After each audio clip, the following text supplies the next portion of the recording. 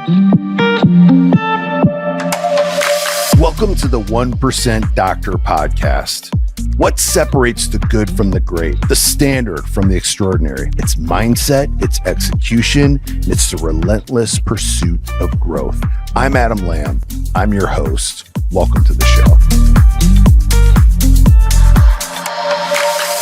Welcome back to the 1% Doctor Podcast. I'm your host, Adam Lamb. Today, very special guest coming to us from the Windy City, Dr. David Fletcher. Glad to have you here. He's got just such an amazing story of medicine, passion, and some cool things that you're going to share with us today. So I'm excited to extract the value, but also just learn about kind of the cool stuff that you're into.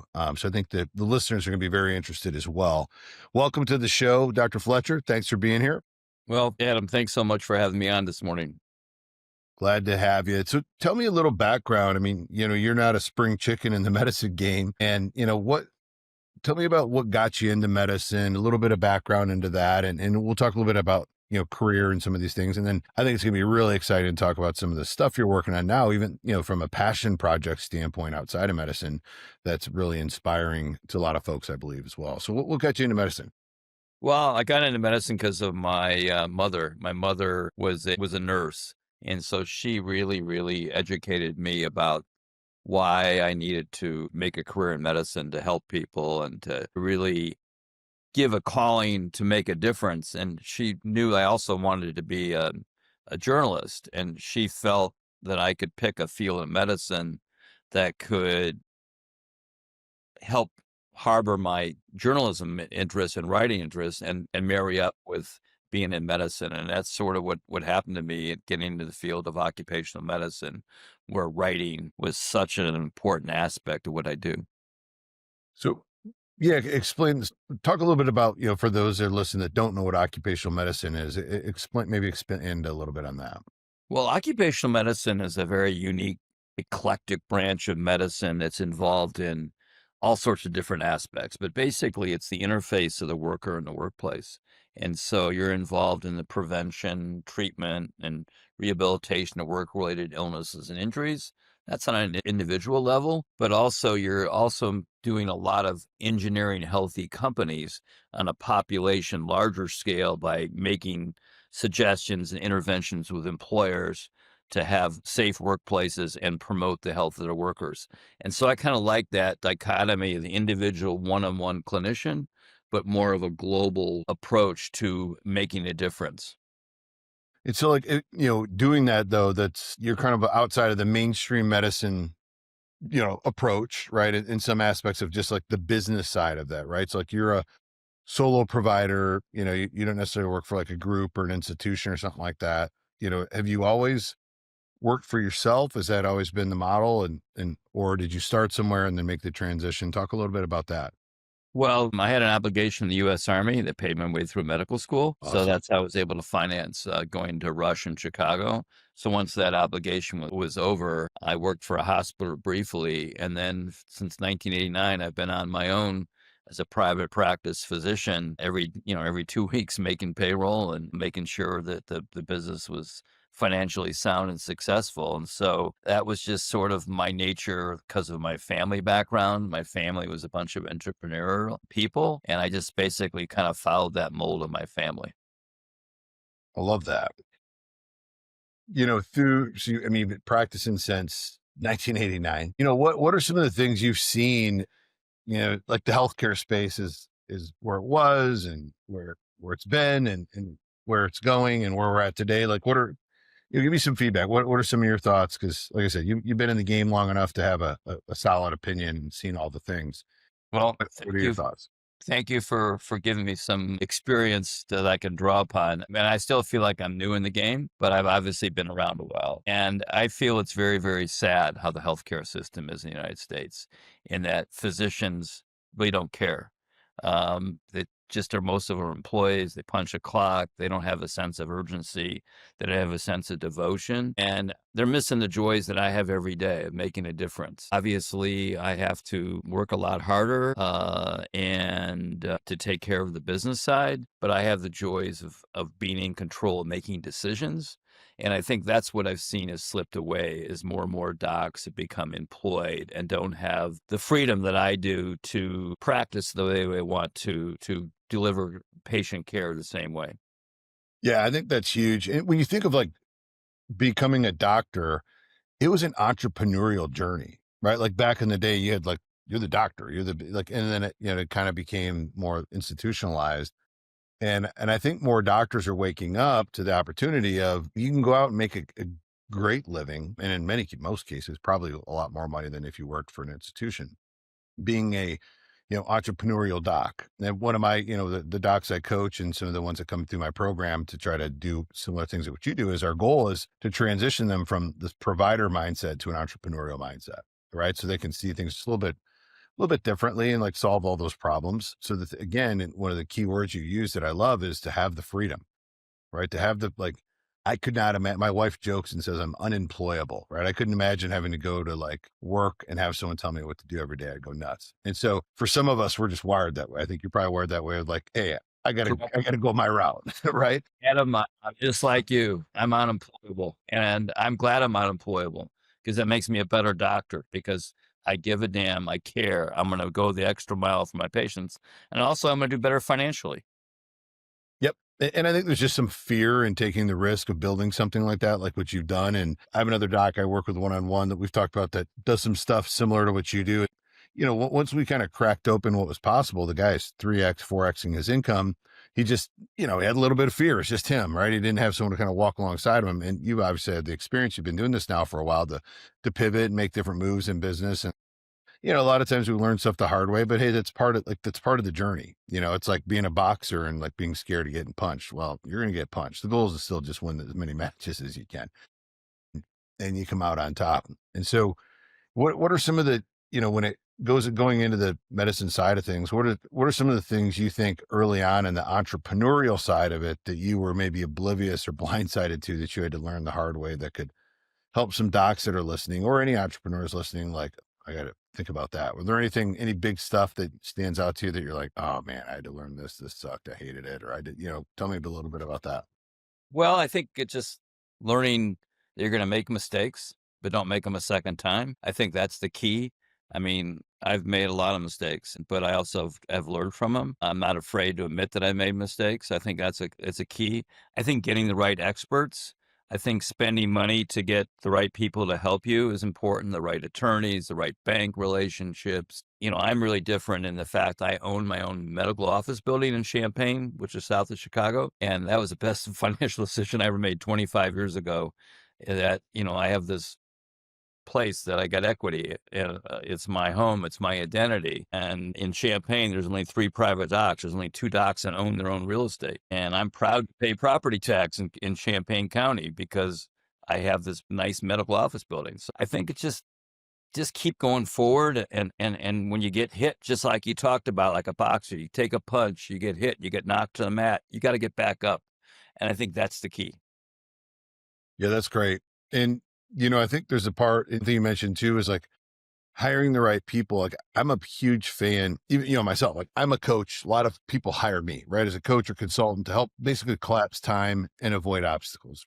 Hey, get me here fast and safely, right? Is kind of the goal.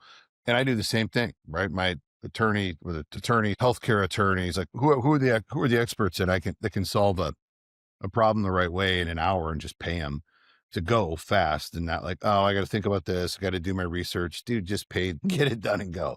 Right. Especially, with doctors that were, I think fortunately most docs are in a good earning bracket, right? For versus maybe a kid trying to, start a business right out of school. And there's a great opportunity to go fast and be successful. How did you know, when you're going through like residency and doing some of these things, how'd you know you wanted to go down the specific path you went down, the OcMed side? Was there anything or like, tell me a little bit about that. Like that, like how'd you make that decision? And was it more on the business side of things? Was it more on the medical side of things of like going down that path, choosing that path?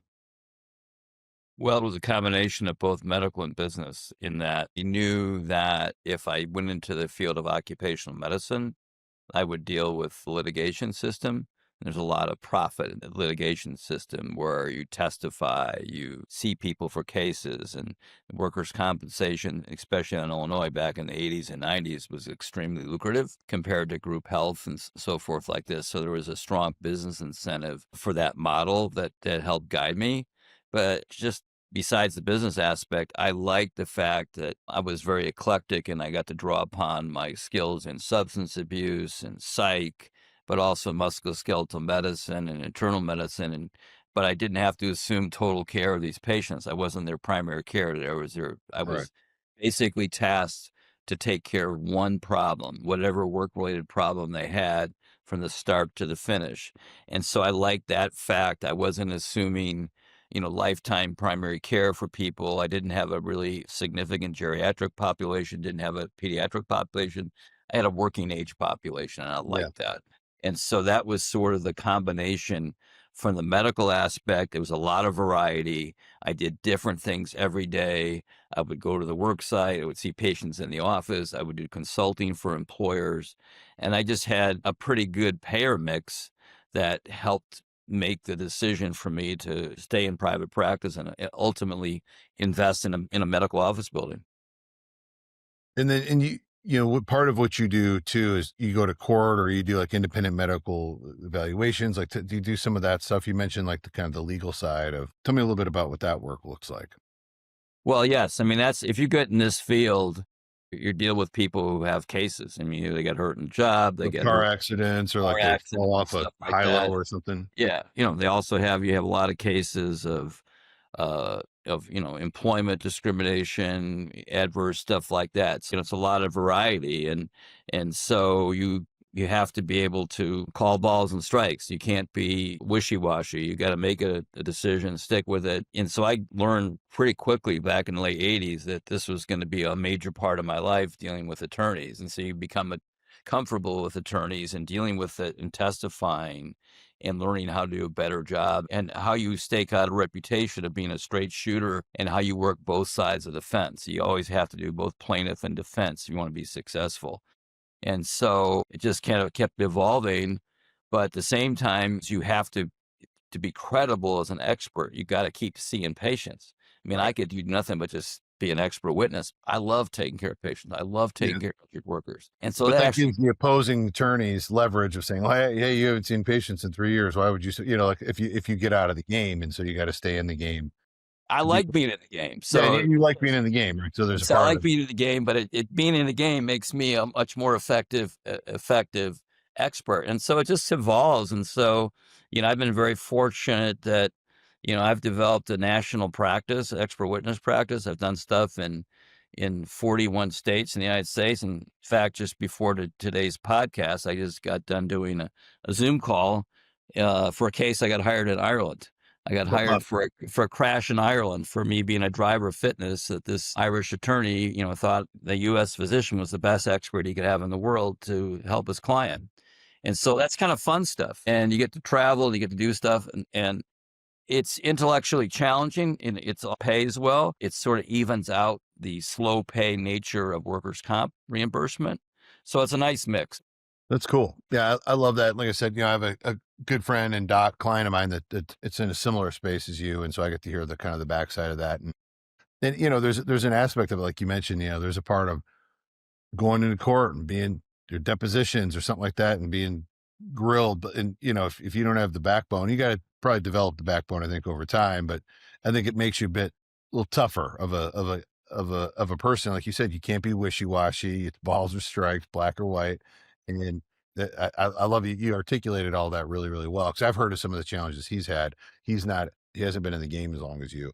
Um, but it's interesting. And I think it could be a path that some docs listening also could consider, like, hey, it sounds kind of cool, right? And where there's this, you're working a case, not just medicine, right? There's like a case aspect of it. Right, right. And it's somewhat competitive, and I like that aspect, as far as when you're very effective and you do a good job and you have a good result for your client. And I think the thing I try to focus in the most on is, again, as I do both defense and plaintiffs, if you don't, you're going to get clobbered, is repeat business. That's a real sensitive thing in expert witness stuff. People recently had a couple of attorneys that used me 10 years ago and hired me again. And that's a really nice feeling that you were effective for them to do that. And it's obviously the financial aspect is very good, but I like the intellectual challenge. I mean, I learn every time I have a case, and it makes me a better treating doctor, Yeah, evaluating doctor. that's great. And I love that you point out to, always learning. It'd be easy for you to be in a position to think kind of, I got it all figured out, but you're always learning. And it sounds, some of the things too, I think are really awesome about you is you're always challenging yourself in other areas of life to create cool things. So let's talk a little bit about your love for baseball and unpack that story because I think what you're doing, I'm going to let you let the cat out of the bag, but let's talk a little bit about that kind of passion project and what you've done in that space. Give us maybe your background. Let's start with baseball. Tell me, Well, you grew up, playing baseball. I was a child in high school, never who got. was your team? I mean, coming from Champaign, was it White Sox, Cubs? I like both I'm one of the people in Chicago that likes both teams. I've always gone Okay, yeah, sort of like me in the expert witness realm, go both ways. I go both yeah, ways Global, with teams in yeah, Chicago. that's awesome. So I've always loved both teams. Actually, growing up, before there was interleague play, it was great because you could see the National League at Wrigley Field and you could see the American League at Comiskey Park. They didn't play each other. And so that made it much easier. But I just, I like the pastoral aspect of the game, no clock. I like the history.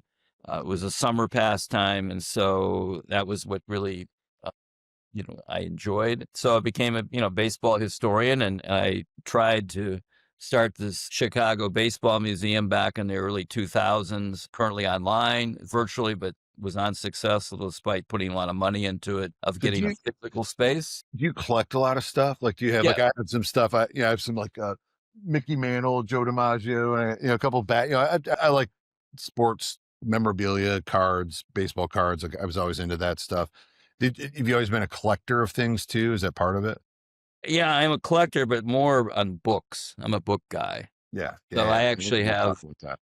I ended up purchasing probably the best private baseball book collection in the world in 2008. Jerome Holtzman, who invented the save, he was Major League Baseball's first historian. And before he died, I bought his books. I have 4,000 books, an Wow. incredible collection. So, and I have, they're in a beautiful library in my house. I've got probably 8,000 books total at my house. I'm a book guy. And so, well, yeah, I mean, I got a few behind me here too. Yeah, I can see, I like that. Yeah. I even thought about that. I was walking my office. I was like, do I have to? But I love books too. And I love when people come and visit me and they're sharing something and I get like I got a book for you. I'll just grab, something that I think would help them. I love to be able to give people books too. It sounds like a Tell me, coach. like, what are those books that you have? Like when you talk about like they're like baseball books, like book collect. Yes. What? Yeah, they're Tell me a little bit baseball about this. history books. They're history books. A lot of them are back from the 20s, 1920s. A lot of them are signed by the authors, so some very unique stuff. I had all of like stuff for Pete Rose that was stuff that was part of the Dowd report. All sorts of stuff because Holtzman was the Major League Baseball historian. He got access to all the stuff about collusion, business side. Yeah. So it's very, very, very fascinating. I've hardly scratched the surface of what's there.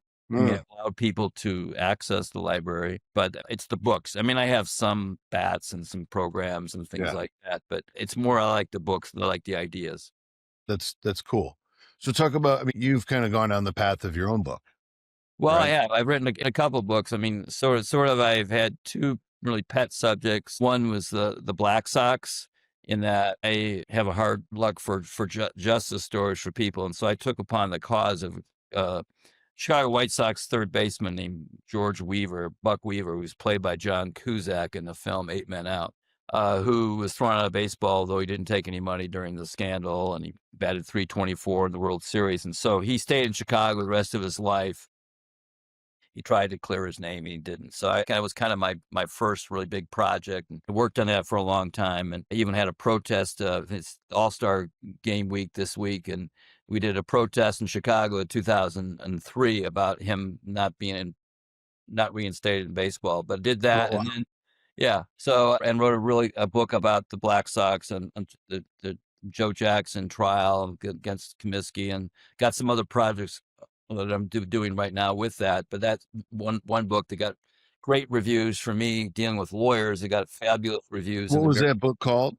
It was called Joe Jackson versus the Chicago American League Ball Club. It was about a trial in Milwaukee in 1924. So, like I said, for me as a guy dealing with lawyers, I got a great review in the American Bar Journal. That was something that meant a lot to me.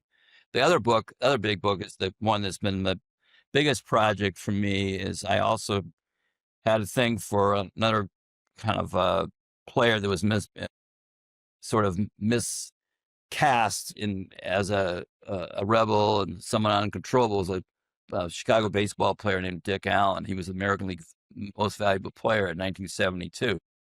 So he just always was somebody I had admired. He did a very famous Sports Illustrated cover juggling some baseballs, had a cigarette in his mouth. I had it in my bedroom wall. I've had It's it. so funny when we look back at the day. I was watching something like I don't know, it was like an old racing, and like every car was like Marlboro, Camel, Newport, like it was just like the Right. smoke, And I think of like I was the last era of like I can remember like when you could smoke on an airplane, Yeah. Well, yeah. smoking sections in restaurants. But it's cool to think, nowadays athlete wouldn't be caught dead smoking a cigarette. But I love the old image, right? These guys cigarette juggling Well, baseballs.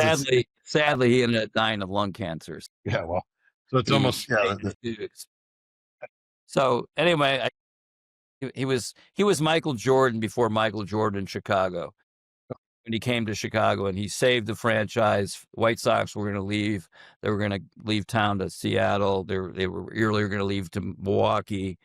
And he basically revitalized the franchise. And they almost won the American League West in 1972. And he single-handedly had this unbelievable season. Despite being the highest paid baseball player in the land that following year, his career was somewhat checkered, even though he was the best offensive player in baseball for a stretch of 11 years. Despite his statistics, he never got in the Hall of Fame. And so I wanted to kind of recast that and give him his due. And so in 2012, I invited him to Chicago. I actually had a tribute for him with the White Sox, and it was great. He got honored. A lot of his teammates came back. It was really special. So I got to meet somebody who was my hero, who I ended up becoming very close to it personally, and which is kind of different for somebody when you meet your heroes. He was actually better as a person than he was as a hero. So he finally got on the ballot again for the Hall of Fame, lost in 2014 by one vote, lost again in 2021 after he died in 2020. I kept working on his campaign. I wrote a book in 2021 called Chili Dog MVP about his 1 year that he just lit up Chicago. Very well critically accepted book and had got great feedback. And anyway, I kept working on the campaign. And then this last December in Dallas, I was successful helping him get him elected to the Hall of Fame. And awesome. So he's going to get inducted actually on July 27th. Obviously, it's sad he's deceased, but his son, who I became very close to, took up the campaign to get his dad his rightful place in Baseball Hall of Fame. And so I did this film that's in production right now called And My Father, Dick Allen. And it's about the campaign of getting him in the Hall of Fame after 40 plus years of being not recognized for his greatness. And it's a lot of racial stuff in it. And it's a great story. We've filmed in 14 locations around the United States. I've done this while I'm a full-time practicing doctor. Right. So that was, even to pause there, like that's a cool part of the freedom that we talk about, right? Is you get to pursue a passion project of you're making a movie, right? Yeah, I'm making a movie. My staff knows I'm making a movie. I mean, I take my vacation days to go make my movie. But they also know that I'm dealing with, when I'm making the movie, I'm still dealing with health problems and patients. You're still on calls, you're still on email, you're still doing all those things. Doing prescriptions, everything. I'm still engaged. In fact, it was hilarious. 5 minutes before the announcement in Dallas, I had to deal with a patient call. I'm sitting there waiting for this announcement to come on the air and I had to deal with it. It was something I had to take, but I was able to get it done. So 2 minutes later, announcements made, and this part of the movie is my reaction with his son. So it's kind of cool. But yeah, it's their freedom. It's the freedom to do that, and I think what helped me a lot. My passion projects have helped my day job is a lot of attorneys knew I was doing this. And so I would get after a deposition. Somebody was like trying to beat me up in a deposition and go, God, I loved your book. And so, you kind of enjoy that part. But, I mean, I think it's just life is short and you want to enjoy things you can do and make a difference. And so, it's all about passion, and that's what I've done with this, and it's intertwined with my medical practice. Yeah, you can hear it in your voice. So on the movie side, did you say you have some family in the movie industry, or like you have some like I was that do. Yeah. Yes. I do. Brother, and sister and my father had a film business in Chicago called Fletcher, Chicago. It was a film and TV. And my brother got inducted to the Sports Broadcasting Hall of Fame in 2023. He invented all these cameras. My family owned all the NHL game cameras. He invented all these robotic cameras, which are commonplace now, or stuff my brother did. And wow? so they were in the film business. And so That's my going to help brother, you bridge the gap, though, right? Like of a little bit of like you get a little bit of um ideas or knowledge, or people to run some stuff by, and yeah, you'll be able yeah. to make a movie. Yeah, I mean, they certainly help. They've sold the business now. My brother and sister are in this business called Memento, which is basically just MLB just picked it up. It's a situation where a person goes to a sporting event, and at the end of the sporting event, they can pick moments during the game, and they can see pictures of themselves displayed for dramatic moments. And they've got about 14 teams right now, and it's going to be very widespread. That'd be cool. Roller coaster moments, and Yeah, so yeah, yeah. That's uh, super cool. yeah. That's a cool thing. Yeah, I mean, it sounds like you come from a pretty cool family that does like kind of cool stuff, and Thank you. uh, and it's neat to see the intertwine in it, and to be able to do that, kind of throughout life. That's awesome. I love to hear that. So, if people wanted to check out your books, like we'll put all this stuff in the show notes as well, your Thank you. information and all that. But where would people go to find you, follow you, check your book out, some of your content, things like that? Where would you like to send people? The book is in ffpcreative.com is my production company. F Ferguson Productions is the name of the company that does the publishing, ffpcreative.com. But I mean, it's pretty easy if you just Google Chili Dog MVP. It's a very unique name. Yeah. That's the name for the book, the Dick Allen book, and it's about a very famous home run he hit after being called from the clubhouse when he was eating a chili dog. Really? They would find that. I mean, if they, put in about Dick Allen, movie, it would pop up. So I think it'd be pretty easy to find me with some keywords, but certainly if you can post some notes to get some people headed my way for those books, would love that. But, I think I got a lot to tell your listeners about from the medical side, and that, For sure. and that, what I've done with SafeWorks, and besides that, the SafeWorksIllinois.com site, I do have a specific expert witness site I call Dr. Fletcher Expert .com is a site I have. Those are some things you got to do. You got to And market. you work cases throughout the country, right? You can, Yes. or throughout the world. Well, I mean, I just got Ireland. I mean, that was Hey, the first. that's international, right? It's international. One or 100. That's Yeah. fantastic. So, Congratulations on yeah. that. So it's fun. So we'll that's great. Well, I loved having you on here, and just hearing a little bit about your story. We'll put all this stuff in the show notes too, so the listeners can kind of follow you, everything from the medical standpoint, expert witness standpoint. Check out some of your hobby passion projects you've worked on that are amazing. And good for you for looking at other individuals that could have used a little more justice, and you stepped up to the plate, no pun intended, to help them out. So that's amazing. Well, So thank thank you. you for Thank you. all you do, and you lived a life of service. I think more people need to look at guys like you Thank and you. want Thank to you. be more like you and learn from you. So I'm honored to have you on the show, Dr. Fletcher. Thank you Thank you so so much. much. Good. And to all you listeners, thank you for listening. Please make sure to like and subscribe and share the 1% Doctor podcast. I'm your host, Adam Lamb. We'll see you next time. Thanks so much for tuning in to this episode of The 1% Doctor. Please be sure to subscribe to the show where you're able to consume more podcasts, get more value, and learn more about doctors potentially just like you. Please tell a friend, review the show, and we'll see you in the next episode.